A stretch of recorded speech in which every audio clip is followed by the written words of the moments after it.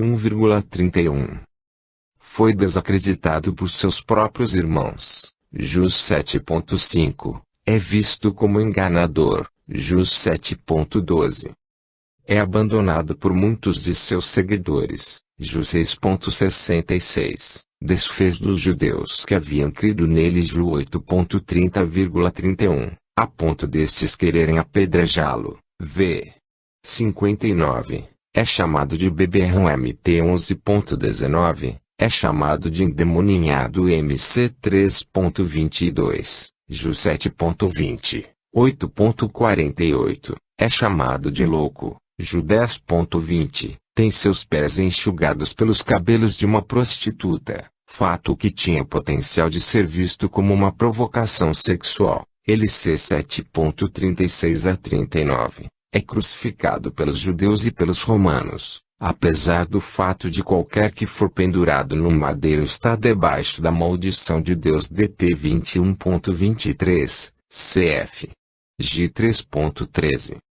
Essa certamente não é uma lista de fatos e qualidades que os autores do NT escolheriam se estivessem tentando retratar Jesus como um homem e Deus perfeito e sem pecado.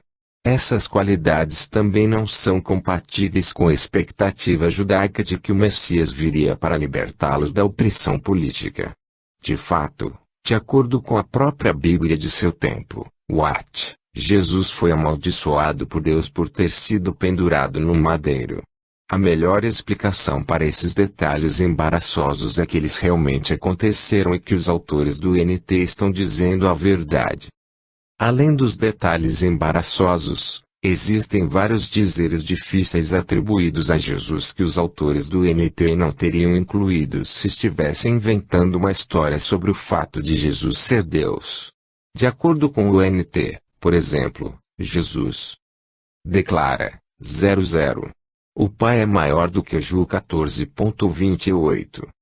Parece predizer incorretamente que voltará à Terra dentro de uma geração. MT 24,34.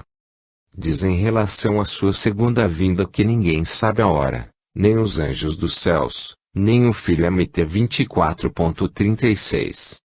Parece negar sua divindade ao perguntar ao jovem rico por que você me chama bom? Não há ninguém que seja bom, a não ser somente Deus. LC 18,19. É visto amaldiçoando uma figueira por não ter figos quando não era época de figos. MT 21,18S. Parece incapaz de realizar milagres em sua cidade natal, exceto curar algumas pessoas doentes. MC 6,5. Se os autores do NT queriam provar a todos que Jesus era Deus, então por que não eliminaram esses dizeres complicados que parecem argumentar contra a sua deidade? Além do mais, Jesus faz aquilo que parece ser uma afirmação completamente mórbida. Eu lhes digo a verdade, se vocês não comerem a carne do Filho do Homem e não beberem o seu sangue, não terão vida em si mesmos. Ju 6,53. Depois dessa frase difícil, João diz, daquela hora em diante, muitos dos seus discípulos voltaram atrás e deixaram de segui-lo. Ju 6,66. Uma vez que os autores do NT certamente não inventariam essa frase estranha e essa reação desfavorável, ela deve ser autêntica. Embora existam explicações razoáveis para essas frases difíceis, não faz sentido que os autores do Novo Testamento pudessem deixá-las no texto se estivessem tentando passar uma mentira como se fosse verdade. De fato, não faz sentido que eles inventassem uma personagem que até mesmo parecesse com Jesus. Um Messias fraco e moribundo, uma cordeiro sacrificial, e a própria antítese de um herói feito pelos homens. Mais uma vez, a melhor explicação é que os autores do NT não estavam sendo irresponsáveis ou insinceros com os fatos, mas que foram extremamente precisos ao registrar exatamente aquilo que Jesus disse e fez. 3. Os autores do Novo Testamento incluíram as exigências de Jesus. Se os autores do NT estavam inventando uma história, certamente não inventaram uma história que tenha tornado a vida mais fácil para eles. Esse Jesus tinha alguns padrões bastante exigentes. O Sermão do Monte, por exemplo, não parece ser uma invenção humana. Mas eu lhes digo, qualquer que olhar para uma mulher para desejá-la, já cometeu adultério com ela no seu coração. MT 5.28. Mas eu lhes digo que todo aquele que se divorciar de sua mulher, exceto por imoralidade sexual, faz que ela se torne adúltera, e quem se casar com a mulher divorciada estará cometendo adultério. MT 5.32. Mas eu lhes digo, não resistam ao perverso. Se alguém o ferir na face direita, ofereça-lhe também a outra. E se alguém quiser processá-lo e tirar-lhe a túnica, deixe que leve também a capa. Se alguém o forçar a caminhar com ele 1 milha, vá com ele 2. Dê a quem lhe pede, e não volte as costas àquele que deseja pedir-lhe algo emprestado. MT 5.39 a 42. Mas eu lhes digo, amem os seus inimigos e orem por aqueles que os perseguem, para que vocês venham a ser filhos de seu Pai que está nos céus. MT 5.44,45. Sejam perfeitos como perfeito é o Pai Celestial de vocês. MT 5.48. Não acumulem para vocês tesouros na terra, onde a traça e a ferrugem destroem, e onde os ladrões arrombam e furtam. Mas acumulem para vocês tesouros nos céus, onde a traça e a ferrugem não destroem, e onde os ladrões não arrombam nem furtam. Pois onde estiver o seu tesouro, aí também estará o seu coração. MT 6.19 a 21. Não julguem, para que vocês não sejam julgados. Pois da mesma forma que julgarem, vocês serão julgados, e a medida que usarem, também será usada para medir vocês. MT 7.1,2. Todos esses mandamentos são difíceis ou impossíveis de serem cumpridos pelos seres humanos e parecem ir na direção contrária dos melhores interesses dos homens que os escreveram. Certamente são contrários aos desejos de muitos hoje que desejam uma religião de espiritualidade sem exigências morais. Considere as extremas e indesejáveis implicações desses mandamentos. Se pensar em um pecado é um ato pecaminoso, então todo mundo, incluindo os autores do NT, é culpado. Estabelecer padrões rígidos como esses para divórcio e novo casamento não parece estar de acordo com os interesses terrenos dos homens que registraram essa frase. Não resistir aos insultos de uma pessoa má é resistir aos nossos instintos humanos básicos. Isso também estabelece um inconveniente padrão de comportamento para os apóstolos que estavam sofrendo perseguição quando essa frase foi escrita. Orar por nossos inimigos vai além de qualquer ética jamais pronunciada e exige bondade onde a animosidade é natural. Não acumular riqueza contradiz os mais profundos desejos da nossa segurança temporal. Ser perfeito é um pedido inatingível para seres humanos falíveis. Não julgar, a não ser que nossa vida esteja em perfeita ordem, contradiz nossa tendência natural de apontar as falhas dos outros. Está claro que esses mandamentos não são os mandamentos que pessoas impõem a si mesmas. Quem pode viver de acordo com esses padrões? Somente uma pessoa perfeita. Talvez o objetivo seja exatamente esse. 4. Os autores do Novo Testamento fizeram uma clara distinção entre as palavras de Jesus e as deles. Embora não existisse outra versão para identificar uma citação no grego do século I, os autores do NT distinguiram as palavras de Jesus de maneira bastante clara. A maioria das edições da Bíblia que trazem letras em vermelho são idênticas, ilustrando quão facilmente os autores do NT mostraram aquilo que Jesus dissera e o que ele não dissera. Por que citamos isso como uma evidência de sua fidedignidade? Porque teria sido muito fácil para os autores do NT resolverem as disputas teológicas do século I°C colocando palavras na boca de Jesus. Além do mais, se você estivesse inventando a história do cristianismo e tentando fazê-lo passar por verdade, não simplesmente inventaria mais citações de Jesus para convencer as pessoas teimosas a verem as coisas do seu modo. Pense em quão conveniente teria sido para eles terminar todo o debate ou controvérsia em torno de questões como circuncisão, obediência à lei mosaica, falar em línguas, mulheres na igreja assim por diante, simplesmente inventando citações de Jesus. Apesar da infindável frustração de alguns dos primeiros cristãos, os autores do NT nunca fazem isso. Em vez de cometer abusos de autoridade dessa maneira, os autores neotestamentários parecem manter-se fiéis àquilo que Jesus disse e não disse. Paulo, o homem que escreveu praticamente metade dos livros do NT, pelo menos 13 dos 27, lidou com a maioria desses problemas controversos da igreja e nunca abusou de sua autoridade. Ele cita Jesus apenas algumas vezes e em nenhuma dessas ocasiões abandona sua maneira de fazer uma distinção explícita de suas próprias palavras das de Jesus, 1 Cor 7.10 a 12. Por que Paulo seria tão cuidadoso se não estivesse dizendo a verdade? Mais uma vez, a melhor explicação para a precisão dos autores do NT é que realmente estavam dizendo a verdade. 5. Os autores do Novo Testamento incluíram fatos relacionados à ressurreição de Jesus que eles não poderiam ter inventado. Além da inclusão de detalhes embaraçosos em relação a si mesmos e a Jesus, os autores do NT registram fatos relacionados à ressurreição de Jesus que eles não teriam inserido se tivessem inventado a história. Dentre eles, destacamos os seguintes: o sepultamento de Jesus.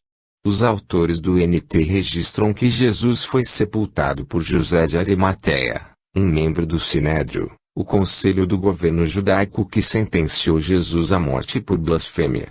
Esse não é um fato que poderiam ter inventado.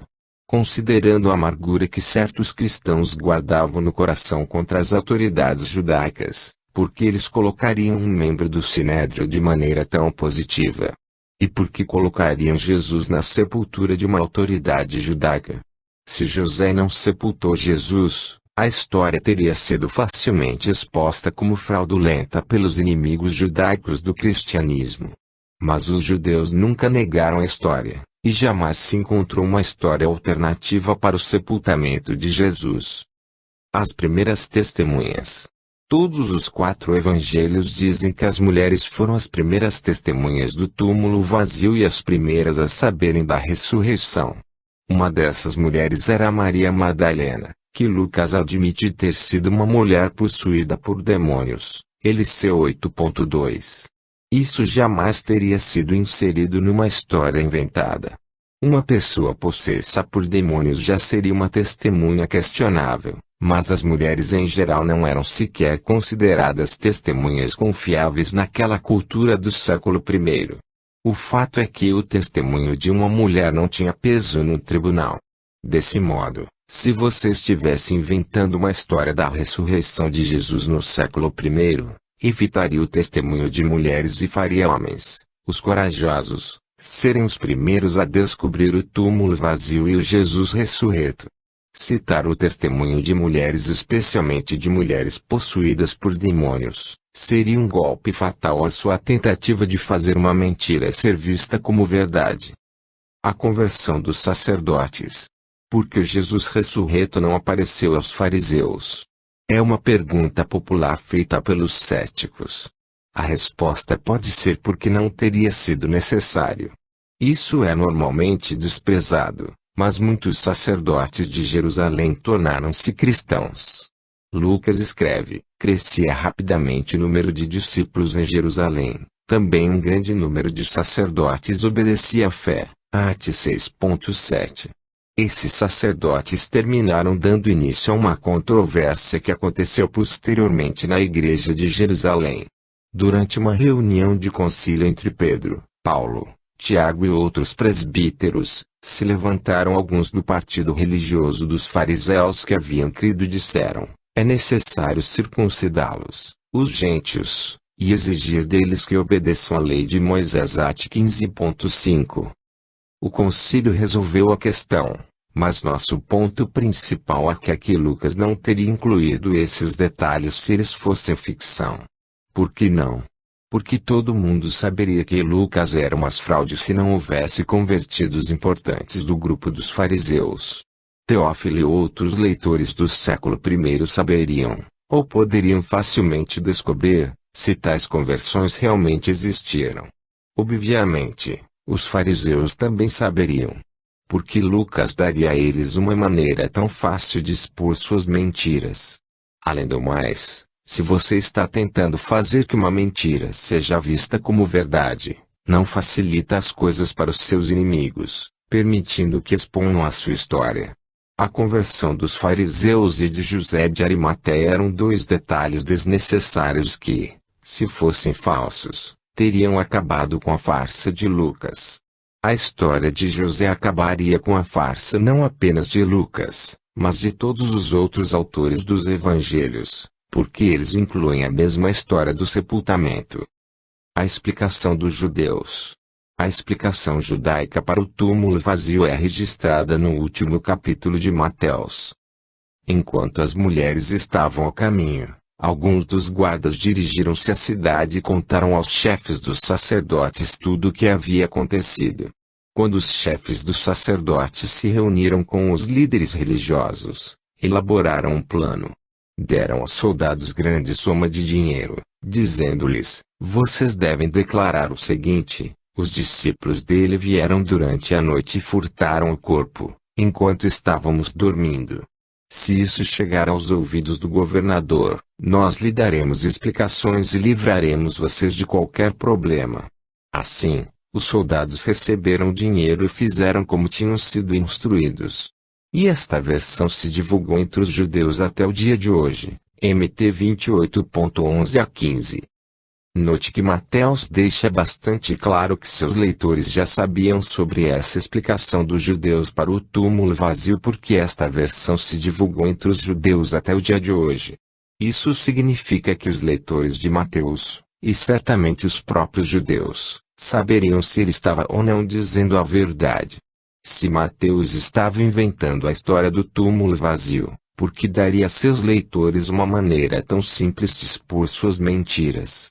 A única explicação plausível é que o túmulo deve ter realmente ficado vazio, e os inimigos judeus do cristianismo devem realmente ter espalhado essa explicação específica para o túmulo vazio. De fato, Justino Mártir e Tertuliano, escrevendo respectivamente nos anos 150 d.C. e 200 d.C., afirmam que as autoridades judaicas continuaram a propagar essa história do roubo durante todo o século XI.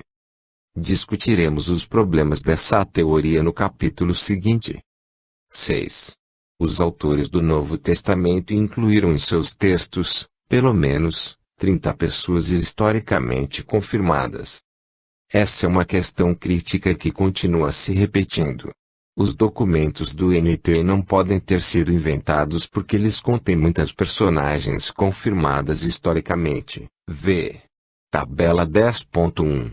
Os autores do NT teriam minado sua credibilidade diante dos ouvintes contemporâneos ao envolverem pessoas reais numa ficção, especialmente pessoas de grande notoriedade e poder. Não há maneira de os autores do NT terem seguido adiante escrevendo mentiras descaradas sobre Pilatos, Caifás, Festo, Félix e toda a linhagem de Herodes. Alguém os teria acusado por terem envolvido falsamente essas pessoas em acontecimentos que nunca ocorreram. Os autores do NT sabiam disso e não teriam incluído tantas pessoas reais de destaque numa ficção que tinha o objetivo de enganar. Mais uma vez, a melhor explicação é que os autores do NT registraram precisamente aquilo que viram. 7. Os autores do Novo Testamento incluíram detalhes divergentes. Os críticos são rápidos em citar os relatos aparentemente contraditórios dos evangelhos como uma evidência de que não são dignos de confiança em informação precisa. Mateus diz, por exemplo, que havia um anjo no túmulo de Jesus, enquanto João menciona a presença de 2 anjos. Não seria isso uma contradição que derrubaria a credibilidade desses relatos? Não, mas exatamente o oposto é verdadeiro. Detalhes divergentes, na verdade, fortalecem a questão de que esses são relatos feitos por testemunhas oculares. De que modo? Em primeiro lugar, vamos destacar que os relatos do anjo não são contraditórios. Mateus não diz que havia apenas um anjo na sepultura. Os críticos precisam acrescentar uma palavra ao relato de Mateus para torná-lo contraditório ao de João. Mas por que Mateus mencionou apenas um anjo, se realmente havia dois ali? Pela mesma razão que dois repórteres de diferentes jornais cobrindo um mesmo fato optam por incluir detalhes diferentes em suas histórias. Duas testemunhas oculares independentes raramente veem todos os mesmos detalhes e descrevem um fato exatamente com as mesmas palavras. Elas vão registrar o mesmo fato principal, e é: Jesus ressuscitou dos mortos, mas podem diferir nos detalhes, e é: quantos anjos havia no túmulo? De fato, quando um juiz ouve duas testemunhas que dão testemunho idêntico, palavra por palavra, o que corretamente presume? Concluiu: as testemunhas encontraram-se antecipadamente para que suas versões do fato concordassem. Desse modo, é perfeitamente racional que Mateus e João difiram. Os dois estão registrando o depoimento de testemunhas oculares. Talvez Mateus tenha mencionado apenas o anjo que falou, MT 28.5, enquanto João descreve quantos anjos Maria viu, Ju 20.12.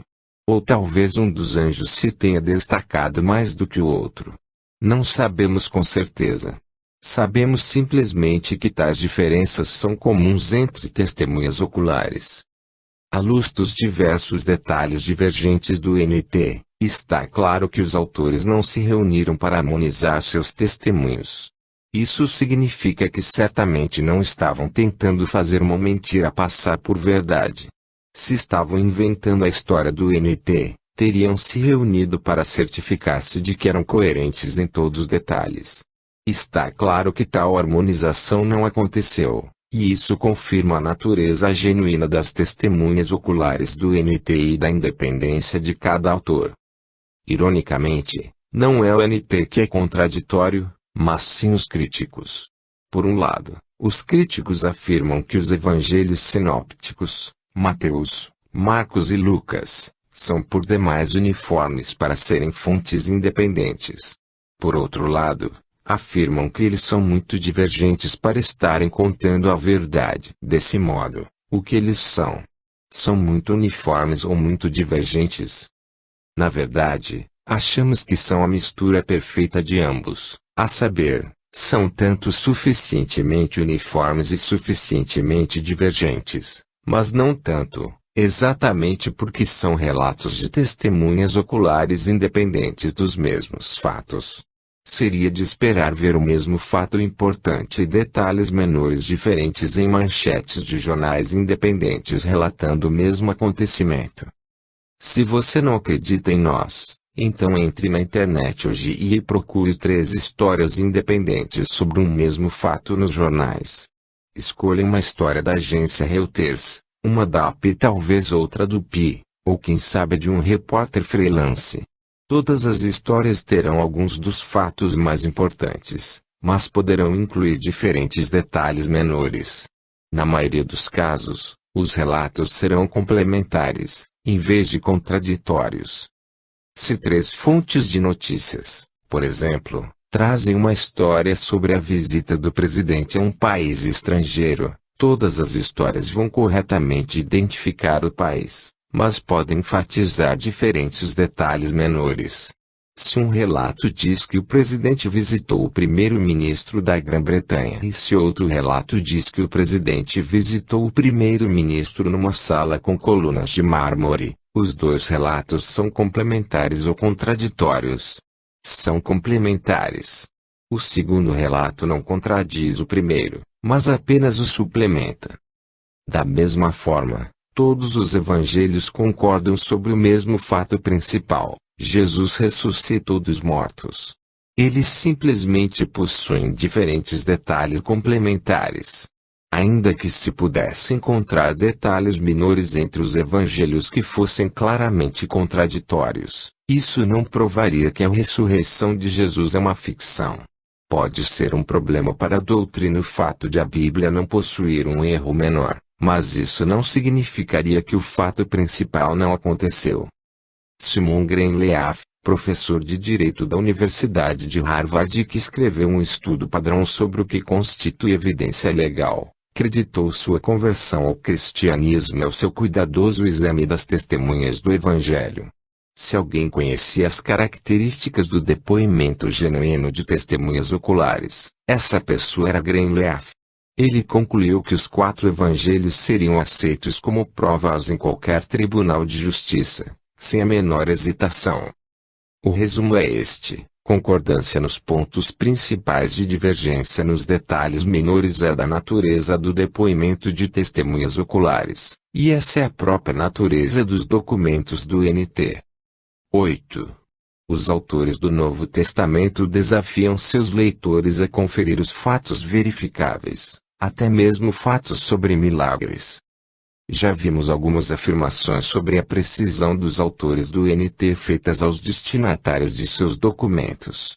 Destacamos a declaração aberta de precisão feita por Lucas a Teófilo, LC 1.1 a 4. A afirmação de Pedro de que não seguiram fábulas engenhosamente inventadas, mas que foram testemunhas oculares da majestade de Cristo, 2 Pio 1.16, a ousada declaração de Paulo à Festa e ao rei Agripa sobre o Cristo ressurreta, At 26, e a reafirmação de Paulo de um antigo credo que identificou mais de 500 testemunhas oculares do Cristo ressurreto, 1 Cu 15. Além disso, Paulo faz outra afirmação aos cristãos de Corinto que nunca teria feito a não ser que estivesse dizendo a verdade. Em sua segunda carta aos Coríntios, Paulo declara que anteriormente realizara milagres entre eles.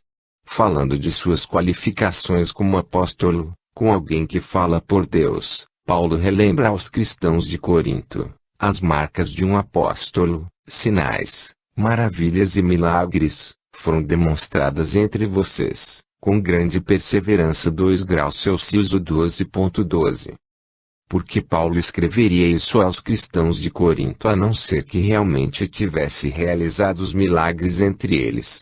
Ele teria destruído sua credibilidade completamente ao pedir que se lembrassem de milagres que nunca realizara diante deles. A única conclusão plausível é que 1. Paulo realmente era apóstolo de Deus. 2. Portanto, realmente tinha a habilidade de confirmar seu apostolado ao realizar milagres. 3. Ele mostrou essa habilidade abertamente aos cristãos de Corinto. 9. Os autores do Novo Testamento descrevem milagres da mesma forma que descrevem outros fatos históricos, por meio de um relato simples e sem retoques. Detalhes embelezados e extravagantes são fortes sinais de que um relato histórico tem elementos lendários. Existe, por exemplo, um relato lendário da ressurreição de Jesus que foi escrito mais de 100 anos depois do acontecimento verdadeiro. Provém de uma farsa apócrifa conhecida como Evangelho de Pedro e é mais ou menos assim. E bem cedo, ao amanhecer o sábado, uma grande multidão veio de Jerusalém e das redondezas para ver o sepulcro selado. Mas durante a noite que precedia o domingo, enquanto os soldados estavam fazendo a guarda de 2 a 2, uma grande voz produziu-se no céu. E viram os céus abertos e 2 homens que desciam, tendo à sua volta um grande resplendor, e aproximaram-se do sepulcro. E aquela pedra que haviam colocado sobre a porta rolou com o seu próprio impulso e pôs-se de lado, com que o sepulcro ficou aberto, e ambos os jovens entraram. Então, ao verem isto, aqueles soldados despertaram o centurião e os anciãos, já que estes encontravam-se ali fazendo a guarda. E, estando eles explicando o que acabara de acontecer, viram 3 homens que saíam do sepulcro, 2 dos quais servindo de apoio a um terceiro, e uma cruz que ia atrás deles. E a cabeça dos 2 primeiros chegava até o céu, enquanto a daquele que era conduzido por eles ultrapassava os céus. E ouviram uma voz vinda dos céus que dizia: Pregaste para os que dormem. E da cruz fez-se ouvir uma resposta: Sim, vê. 34 a 42. Puxa! Era assim que eu teria escrito se estivesse inventando ou embelezando a história da ressurreição de Jesus. Temos grandes multidões, pedras movendo-se, cabeça de homens que se estica até o céu e até além dele. Temos até mesmo uma cruz que anda e fala. Que emocionante! Que enfeite! Os relatos da ressurreição de Jesus do NT não contêm nada semelhante a isso. Os evangelhos fornecem descrições triviais quase insípidas da ressurreição. Marcos descreve o que as mulheres viram desta maneira. Mas, quando foram verificar, viram que a pedra, que era muito grande, havia sido removida. Entrando no sepulcro, viram um jovem vestido de roupas brancas assentado à direita, e ficaram amedrontadas. Não tenham medo, disse ele. Vocês estão procurando Jesus, o Nazareno, que foi crucificado. Ele ressuscitou. Não está aqui. Vejam o lugar onde o haviam posto. Vão e digam aos discípulos dele e a Pedro: ele está indo adiante de vocês para a Galiléia. Lá vocês o verão, como ele lhes disse. Tremendo e assustadas, as mulheres saíram e fugiram do sepulcro. E não disseram nada a ninguém, porque estavam amedrontadas. MC 16.4 a 8. A descrição de Lucas é quase tão direta quanto essa. Encontraram removida a pedra do sepulcro, mas, quando entraram, não encontraram o corpo do Senhor Jesus. Ficaram perplexas, sem saber o que fazer. De repente, dois homens com roupas que brilhavam como a luz do sol colocaram-se ao lado delas. Amedrontadas, as mulheres baixaram o rosto para o chão, e os homens lhes disseram: Por que vocês estão procurando entre os morros aquele que vive? Ele não está aqui. Ressuscitou. Lembre-se do que ele lhes disse, quando ainda estava com vocês na Galiléia. É necessário que o Filho do Homem seja entregue nas mãos de homens pecadores, seja crucificado e ressuscite no terceiro dia. Então se lembraram das palavras de Jesus. LC 24.2 a 8. O Evangelho de João menciona rapidamente Maria Madalena descobrindo o túmulo vazio, acrescenta a experiência de Pedro e João e, então, volta para Maria, de lado de fora do túmulo. Mais uma vez, nada parece embelezado ou extravagante em seu relato. No primeiro dia da semana, bem cedo, estando ainda escuro, Maria Madalena chegou ao sepulcro e viu que a pedra da entrada tinha sido removida. Então correu ao encontro de Simão Pedro e do outro discípulo, aquele a quem Jesus amava, e disse: Tiraram o Senhor do sepulcro, e não sabemos onde o colocaram. Pedro e outro discípulo saíram e foram para o sepulcro. Os dois corriam, mas o outro discípulo foi mais rápido que Pedro e chegou primeiro ao sepulcro. Ele se curvou e olhou para dentro, viu as faixas de linho ali, mas não entrou. O seguir, Simão Pedro, que vinha atrás dele, chegou, entrou no sepulcro e viu as faixas de linho, bem como o lenço que estivera sobre a cabeça de Jesus. Ele estava dobrado à parte, separado das faixas de linho. Depois o outro discípulo, que chegara primeiro ao sepulcro, também entrou. Ele viu e creu. Eles ainda não haviam compreendido que, conforme a Escritura, era necessário que Jesus ressuscitasse dos mortos. Os discípulos voltaram para casa. Maria, porém, ficou à entrada do sepulcro, chorando.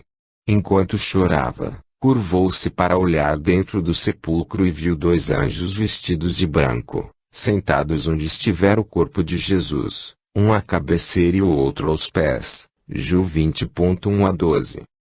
Depois disso, o relato de João descreve a aparição de Jesus a Maria.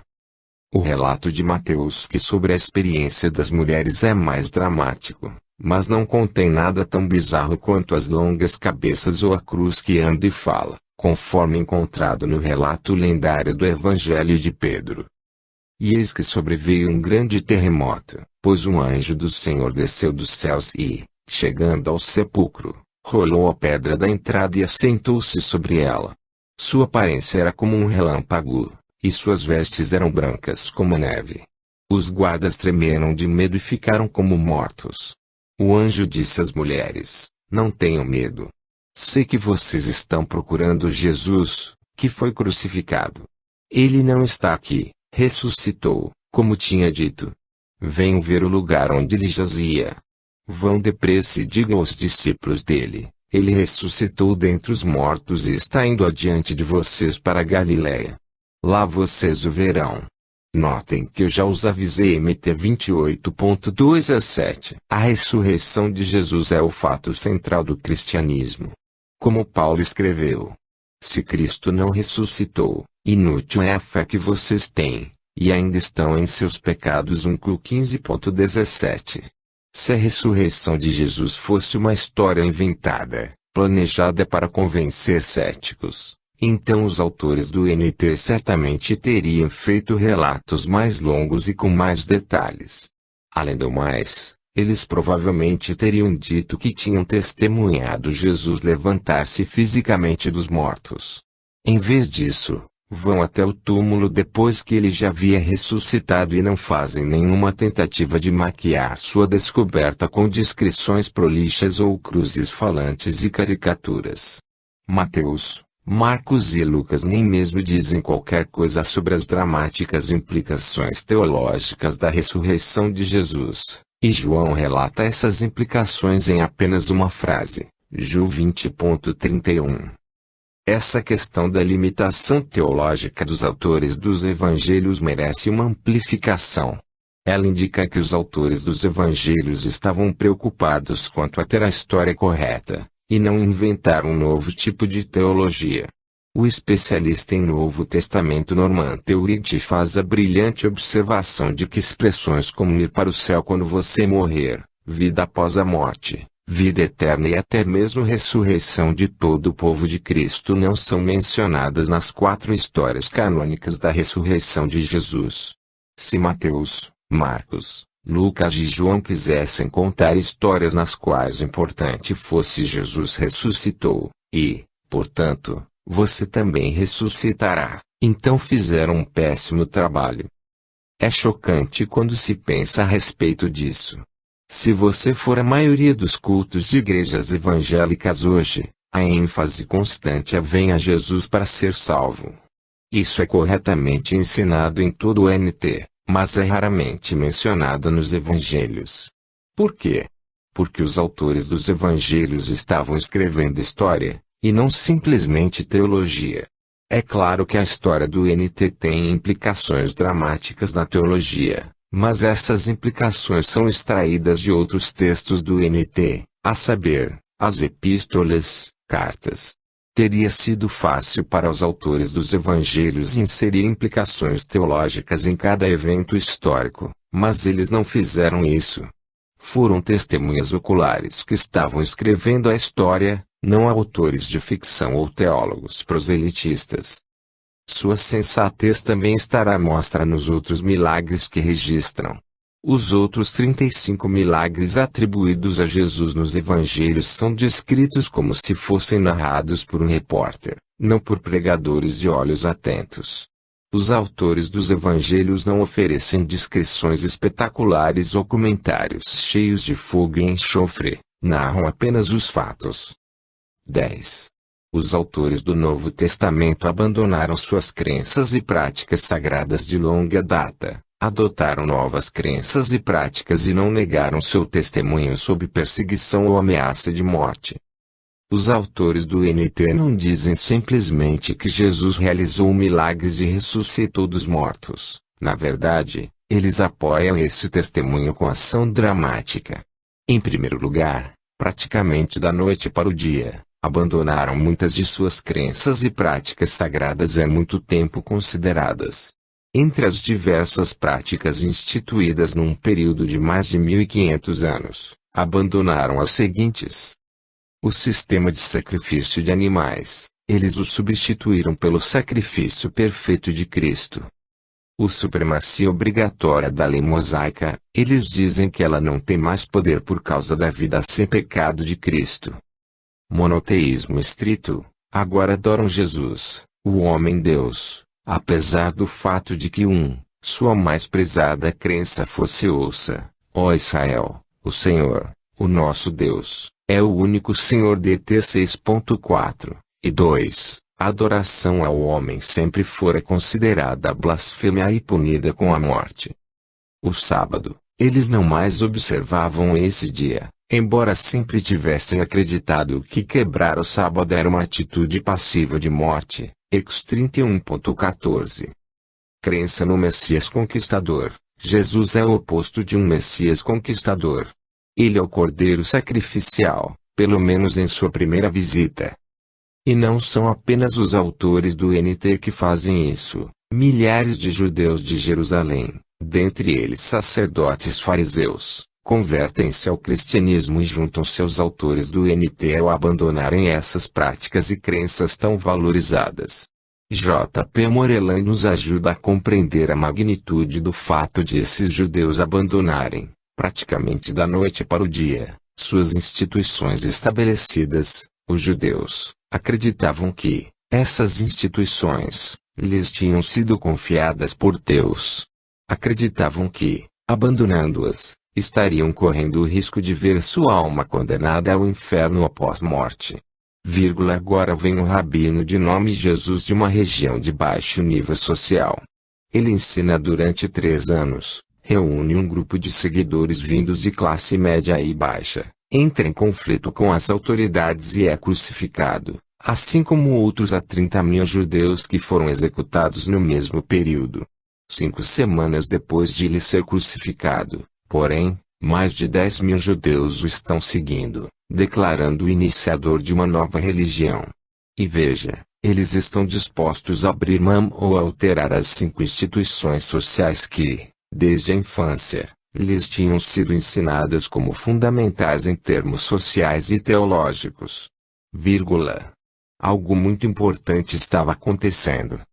Como você explica essas mudanças monumentais se os autores do NT estavam inventando uma história? Como você as explica se a ressurreição de Jesus não aconteceu? Em segundo lugar, não apenas esses novos cristãos abandonaram suas crenças e práticas muito prezadas, mas também adotaram algumas outras bastante radicais.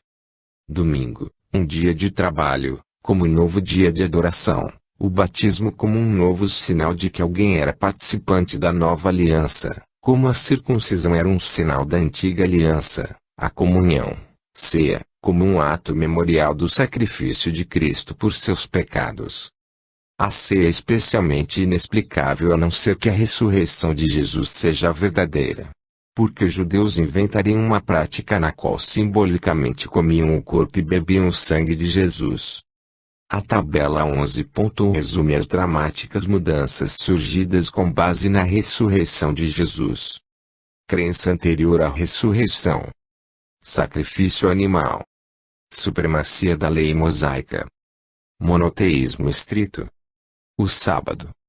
Messias conquistador. Circuncisão. Crença posterior à ressurreição.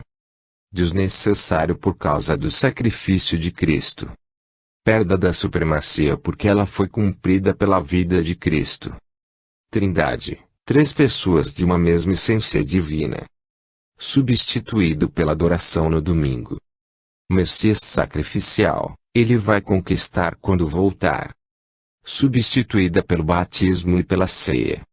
Por fim, além de abandonar instituições sagradas muito prezadas e adotar outras novas, os autores do NT sofreram perseguição e morte quando poderiam salvar-se ao renunciar àquilo que pregavam.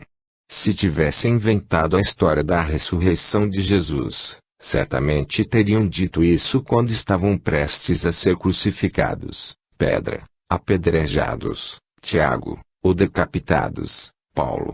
Mas nenhum deles abjurou. 11 dos 12 apóstolos foram martirizados por sua fé. O único sobrevivente foi João, enviado para o exílio na ilha grega de Patmos. Porque morreriam por uma reconhecida mentira. Charles Colson, ex-assistente do presidente Nixon e fundador do ministério em prisões chamado Prison Fellowship, foi para a prisão por causa do escândalo Watergate.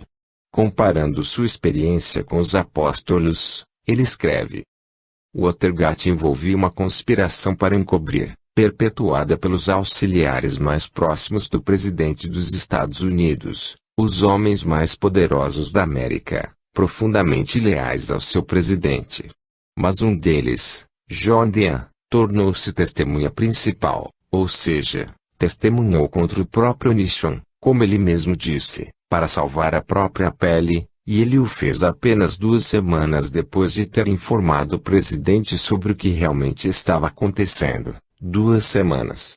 O verdadeiro encobrimento, a mentira, só pôde ser sustentada por 2 semanas e, então, todo mundo pulou do barco para se salvar. Percebe o fato de que todos aqueles que rodeavam o presidente estavam enfrentando apenas constrangimento, talvez prisão. Ninguém teve a vida ameaçada. Mas e quanto aos discípulos?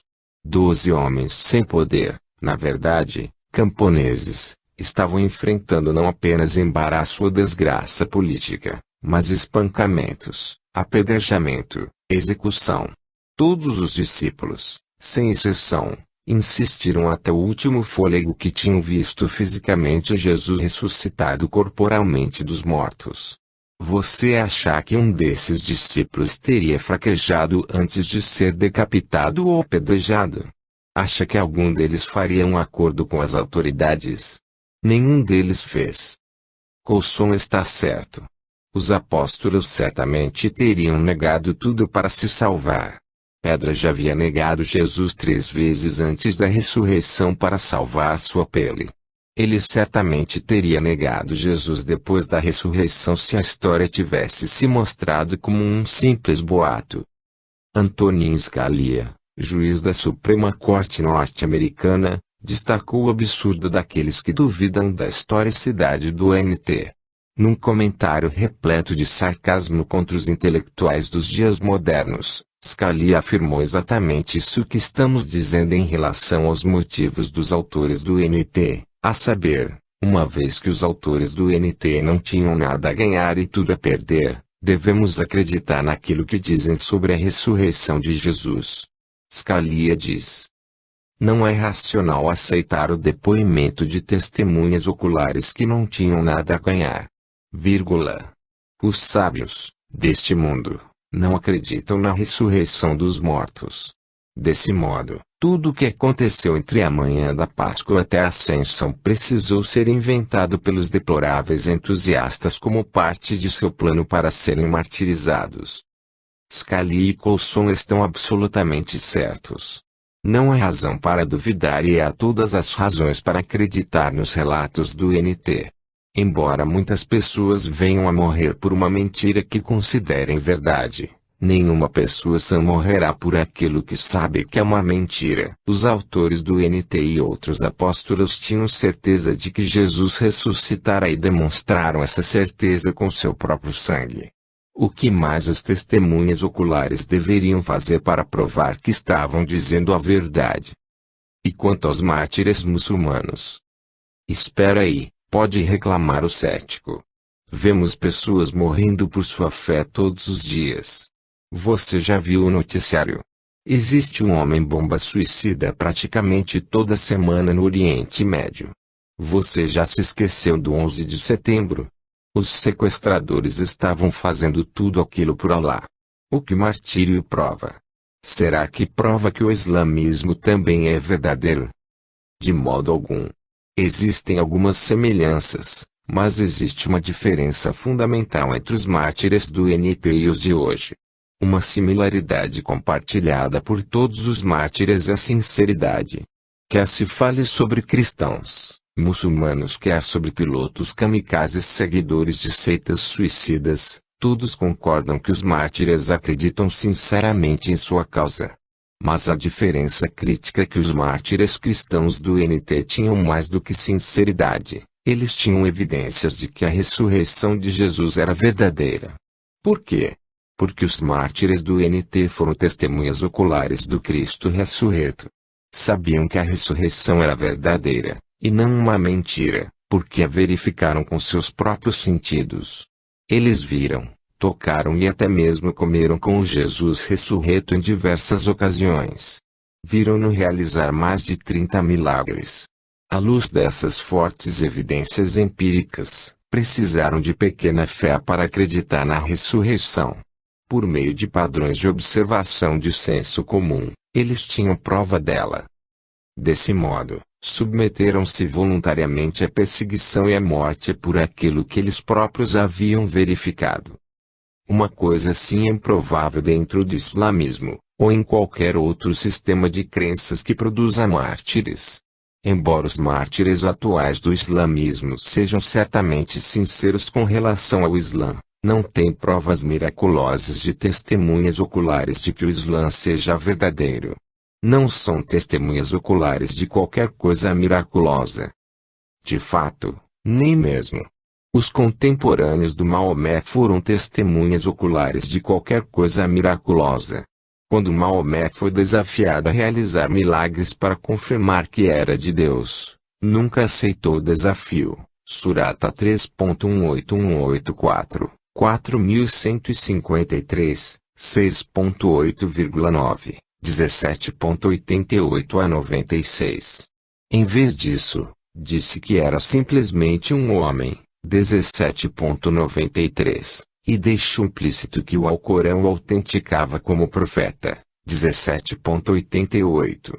Mas não existem milagres claramente definidos registrados no Alcorão. 257 Os milagres foram atribuídos a Maomé apenas pelos muçulmanos que viveram entre 100 e 200 anos depois de sua morte, porque os cristãos continuavam pedindo provas de que Maomé era um profeta.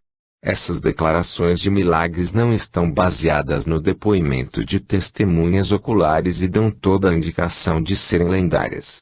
Várias falam de árvores movendo-se ou saudando Maomé enquanto ele passava. Montanhas e lobos supostamente saudaram Maomé também. Outras histórias de milagres parecem ser variações dos milagres que Jesus realizou, e.g., transformar água em leite, alimentar milhares multiplicando uma pequena refeição. Essas histórias de milagres são encontradas no Hadith, uma coleção posterior de dizeres e feitos de Maomé. O mais confiável autor do Hadith, Al-Bukhari, e uma maioria de estudiosos muçulmanos admitem que a maioria dos supostos milagres do Maomé não é autêntica. 258 Uma vez que o próprio Maomé nunca afirmou fazer milagres e, considerando que essas histórias de milagres surgiram de fontes posteriores à morte dos contemporâneos de Maomé, não vemos razões para acreditar em algum dos milagres atribuídos a Maomé. Se Maomé não foi confirmado por milagres, então por que as pessoas o seguiram? Elas não o fizeram no começo. Ele e seus poucos seguidores foram expulsos de Meca no ano 622 DE, 12 anos depois de ele aparentemente ter recebido sua primeira revelação, uma vez que Meca era uma cidade politeísta cheia de tributos a outros deuses. A passagem de Maomé para o monoteísmo não foi bem recebida pelos mercadores locais que viviam do comércio associado ao politeísmo. Somente depois de Maomé ter liderado várias conquistas militares bem-sucedidas entre os anos 622 e 630 é que ele começou a atrair um grande número de seguidores. Sua popularidade foi grandemente aumentada quando liderou ataques às caravanas de Meca e dividiu o despojo desses ataques com seus seguidores. Também tomou diversas esposas, que o ajudaram a solidificar sua base de apoio. Em outras palavras, a popularidade de Maomé resultou de suas lucrativas vitórias militares que compartilhou com seus seguidores, de sua astuta conduta política e de seu carisma pessoal, em vez de qualquer confirmação miraculosa. O aspecto militarista do Islã destaca outra diferença importante entre as origens do cristianismo e do Islã. O cristianismo começou como uma fé pacífica que foi considerada ilegal durante os primeiros 280 anos de sua existência, tempo durante o qual experimentou seu maior crescimento. Se alguém se tornasse cristão no Império Romano antes do ano 311, poderia ser morto por causa disso. Contudo, depois de uma breve mas infrutífera tentativa de propagar sua fé pacificamente, Maomé voltou-se à força militar para espalhar o Islã. Por volta do ano 630, ele havia cercado Meca à força e tinha o controle de grande parte daquilo que é conhecido hoje como a Península da Arábia Saudita. Embora Maomé tenha morrido em 632, seus seguidores continuaram as campanhas militares em nome do Islã. No ano 638, apenas 6 anos depois da morte de Maomé, os muçulmanos tomaram a Terra Santa à força. Nos primeiros 100 anos do Islã, além de terem tomado Jerusalém, os muçulmanos tentaram, por 2 vezes, tomar Constantinopla, atual Istambul, Turquia, e foram bem-sucedidos ao passarem pelo norte da África, cruzar o Estreito de Gibraltar e chegar até a Europa. Se não fosse por Carlos Martel, prefeito da cidade de Tours, França, provavelmente toda a Europa falaria árabe hoje. Martel expulsou os muçulmanos de Tours em 732, exatamente 100 anos depois da morte de Maomé. Os muçulmanos acabaram retirando-se para além do Estreito de Gibraltar, mas o norte da África permanece predominantemente muçulmano até hoje. Desse modo, aqui está o contraste. Nos primeiros dias do cristianismo, uma pessoa poderia ser morta por se tornar cristã. Nos primeiros dias do crescimento do Islã, uma pessoa poderia ser morta por não se tornar um muçulmano. Em outras palavras, o crescimento dessas duas grandes fés monoteístas não poderia ter sido mais diferente. O Islã espalhou-se pelo uso da espada sobre os outros, o cristianismo espalhou-se quando os outros usaram a espada sobre eles. Mas e quanto às cruzadas? Pode perguntar o cético. Faça um curso de história. As cruzadas não começaram antes do ano 1100, mais de 1000 anos depois da origem do cristianismo. A proposta inicial das cruzadas era recuperar as terras que os muçulmanos anteriormente haviam tomado dos cristãos por meio de conquistas militares. Desse modo, foi o Islã, e não o cristianismo, que inicialmente se espalhou por meio das cruzadas militares. Agora é possível entender por que uma religião se espalha quando usa meios militares. Mas por que uma religião se espalha quando seus adeptos são perseguidos, torturados e mortos durante os seus primeiros 280 anos? Esses certamente não são argumentos favoráveis. Talvez porque existam alguns testemunhos bastante confiáveis sobre acontecimentos miraculosos que provam que o cristianismo é verdadeiro. De que outra maneira você poderia explicar o fato de que pessoas assustadas, expulsas, céticas e covardes repentinamente se tornarem os mais dedicados, determinados, pacíficos e abnegados missionários que o mundo jamais conheceu? Resumo e conclusão.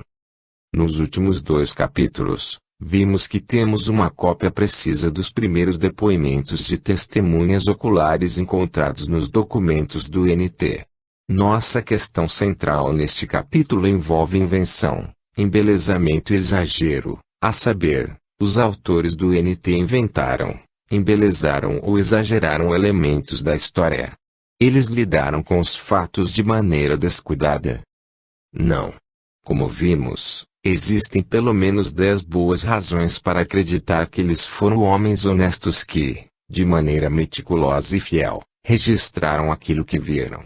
Os autores do NT 1.